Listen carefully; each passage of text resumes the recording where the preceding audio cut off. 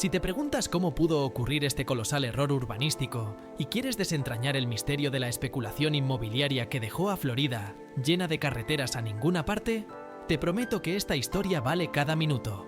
Dale a me gusta ahora mismo para que YouTube sepa que amas las historias de errores épicos y suscríbete al canal. ¡Empezamos!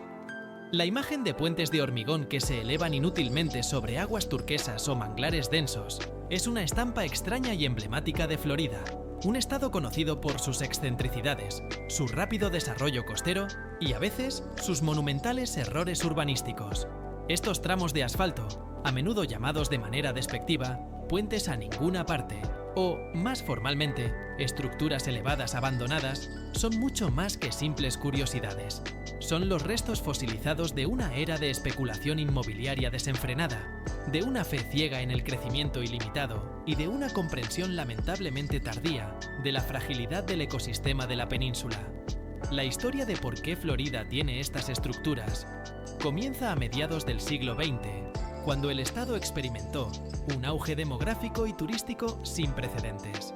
Después de la Segunda Guerra Mundial, la disponibilidad de aire acondicionado, la mejora de las carreteras, incluyendo la construcción del sistema de autopistas interestatales en los Estados Unidos de América, y la prosperidad económica en el norte, hicieron de Florida un destino principal para jubilados, turistas e inversores. La tierra, especialmente la costera, se convirtió en el bien más preciado. En este contexto de fiebre del oro inmobiliaria, se gestó un plan ambicioso y, en retrospectiva, insostenible: la conversión de vastas extensiones de humedales costeros, pantanos y marismas en tierra firme, apta para la construcción de viviendas, hoteles y puertos deportivos. Este proceso se llevó a cabo a través del drenaje, el relleno de tierras bajas y la construcción de sistemas de canales y vías navegables. El objetivo era claro: crear miles de nuevos lotes frente al mar, el producto inmobiliario más deseado y rentable. Aquí es donde entran en juego los puentes a ninguna parte. Estas estructuras no se construyeron por capricho ni por simple incompetencia, sino como parte integral de complejos proyectos de desarrollo planificados. Un ejemplo primordial es el vasto y ambicioso proyecto de desarrollo de las Florida Keys y la región de la costa del Golfo, en particular en los condados de Collier y Monroe. Los desarrolladores adquirían grandes extensiones de terreno, que a menudo consistían en miles de acres de manglares y marismas. Para maximizar el valor y la densidad de la construcción, el plan requería la creación de una red de islas artificiales o penínsulas separadas por canales dragados. Para conectar estas futuras comunidades, a menudo llamadas ciudades del mañana o Venecias de América, se planificaron carreteras y, crucialmente, puentes. Sin embargo, a finales de los años 60 y principios de los años 70, el movimiento ambientalista cobró fuerza en los Estados Unidos de América.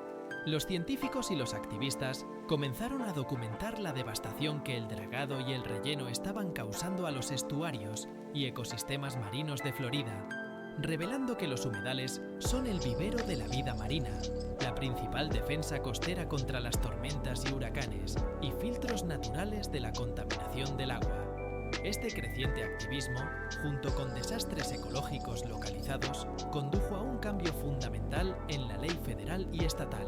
El punto de inflexión fue la aprobación de la Ley Nacional de Política Ambiental, National Environmental Policy Act, o NEPA, en 1969, y más tarde, una regulación más estricta bajo la Ley de Aguas Limpias, Clean Water Act, que otorgó a la Agencia de Protección Ambiental, Environmental Protection Agency, o EPA, y al Cuerpo de Ingenieros del Ejército, Army Corps of Engineers, una autoridad mucho mayor para regular el dragado y el relleno de humedales. De repente, los promotores inmobiliarios se encontraron con que los permisos que antes eran fáciles de obtener ahora eran extremadamente difíciles o imposibles. Los proyectos masivos que requerían rellenar miles de acres de manglares, como el famoso caso de Port Charlotte o los desarrollos al sur de Naples, quedaron paralizados. Desde el punto de vista ambiental, el abandono de los proyectos, aunque fue un revés financiero para los promotores, resultó ser una victoria fundamental para el medio ambiente de Florida. La tierra que se iba a convertir en islas artificiales y desarrollo urbano fue, en muchos casos, recuperada por la naturaleza o adquirida por el estado de Florida para su conservación. Por ejemplo, vastas áreas de los 10.000 islas, 10,000 Islands, en la costa del Golfo, que estaban destinadas a ser una mega comunidad, ahora forman parte del Parque Nacional Everglades o de refugios de vida silvestre, con los puentes a ninguna parte como senderos abandonados que sirven de refugio a aves marinas.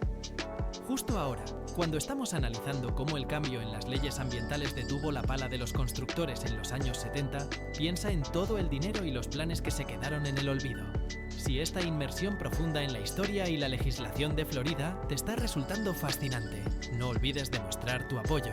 Suscríbete para más análisis como este y activa las notificaciones para no perderte ni un solo misterio urbano. La existencia de estas estructuras ha llevado a soluciones creativas en algunos casos.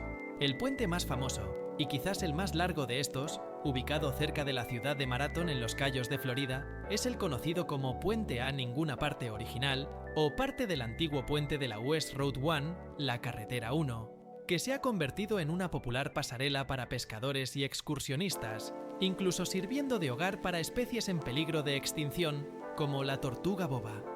Otros puentes, sin embargo, fueron simplemente dinamitados o demolidos por ser un riesgo de seguridad o un estorbo para la navegación.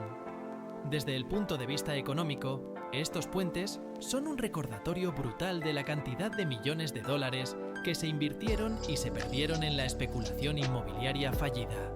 La planificación inadecuada, el optimismo ciego sobre la permisibilidad del desarrollo y el fracaso en anticipar el cambio regulatorio se cobraron un alto precio.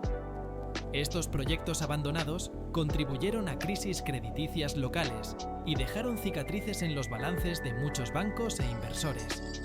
En términos simbólicos, los puentes a ninguna parte de Florida son un poderoso símbolo del conflicto eterno entre el desarrollo económico y la conservación ambiental. Representan la arrogancia de la era en la que se creía que la naturaleza podía ser dominada y transformada a voluntad humana sin consecuencias. Sirven como una lección objetiva sobre los límites del crecimiento, especialmente en un ecosistema tan frágil y dinámico como el de Florida. La historia de estos puentes es la historia de una Florida que creció demasiado rápido y sin mirar atrás. Es la historia de cómo la ley, la ciencia y, en última instancia, la resistencia de la propia naturaleza impusieron un límite a los sueños de una utopía costera. Hoy, esos tramos de hormigón abandonados sobre el agua ya no son promesas de prosperidad. Son monumentos silenciosos a una era pasada, recordatorios de que incluso los puentes más sólidos pueden desmoronarse si la tierra a la que debían conectar nunca fue apta para ser domesticada. En conclusión, la construcción de estos puentes inútiles se remonta a una época en la que la especulación inmobiliaria y el dragado de humedales eran prácticas comunes. Se construyeron como la primera etapa de futuros desarrollos, pero quedaron abandonados cuando la legislación ambiental, impulsada por una nueva conciencia ecológica, puso fin a la práctica de rellenar los ecosistemas costeros de Florida. Los puentes son hoy en día reliquias de una ambición desenfrenada, transformados en algunos casos de promesas de tráfico a promesas de conservación. La financiación de estos proyectos se basaba en la asunción de una tasa de crecimiento y venta exponencial. El desarrollador obtenía préstamos basados en el valor proyectado de la comunidad terminada. El puente era el gancho. Una vez que el puente estuviera en pie, se podría empezar a vender la primera fase de lotes a precios más altos, generando el capital necesario para la fase 2, que incluía el dragado y el relleno masivo. Sin embargo, este modelo financiero era extremadamente vulnerable a los retrasos regulatorios y los cambios en la ley. Este cambio significó que, de la noche a la mañana, la forma en que Florida había estado creando tierras habitables durante más de 20 años se convirtió en una actividad altamente regulada y, en muchos casos, prohibida. Los permisos ya otorgados fueron revisados y a menudo revocados.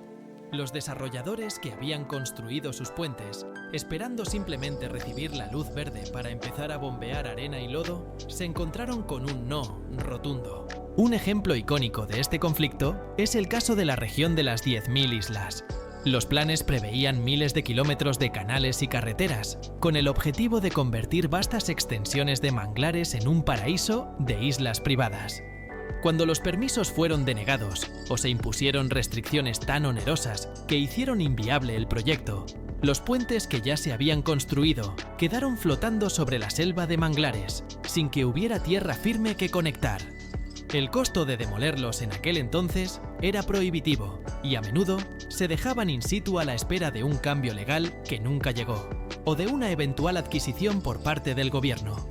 En lugar de demoler los puentes y restaurar por completo el ecosistema, el Estado, a través de programas como Save Our Coast o el Fondo para la Adquisición de Tierras Ambientales, Florida Forever, compró los terrenos sumergidos a los desarrolladores en quiebra o frustrados a un precio mucho menor que el valor que habrían alcanzado si los proyectos se hubieran completado.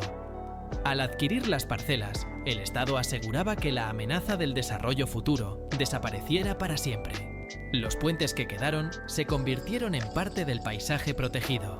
En algunos casos, se han reutilizado para la recreación. El famoso puente de las 7 millas, 7 Mile Bridge, parte de la Overseas Highway en Los Cayos, tiene una sección paralela antigua, apodada a veces el Puente a Ninguna Parte, que ha sido renovada como un parque lineal y sendero para bicicletas, un activo turístico que permite a la gente caminar 2,2 millas sobre el océano. Esto convierte a la estructura que simbolizó el fracaso del desarrollo en un símbolo de la victoria de la conservación. En esencia, los puentes a ninguna parte de Florida son un monumento físico y de hormigón a la transición legal y ecológica del Estado. No se construyeron sin una razón, sino con una razón que se volvió ilegal y ambientalmente inaceptable. Son un recordatorio duradero del poder del sector inmobiliario en el sur de los Estados Unidos de América y, afortunadamente, de la capacidad del sistema legal para proteger los recursos naturales que son irreemplazables. Su historia abarca el optimismo irresponsable de los años 50, el despertar ambiental de los años 70 y el compromiso de conservación de los siglos XX y XXI. Hemos viajado desde la fiebre del oro inmobiliaria hasta la victoria de la conservación, entendiendo que esos puentes abandonados son un recordatorio de los límites del crecimiento.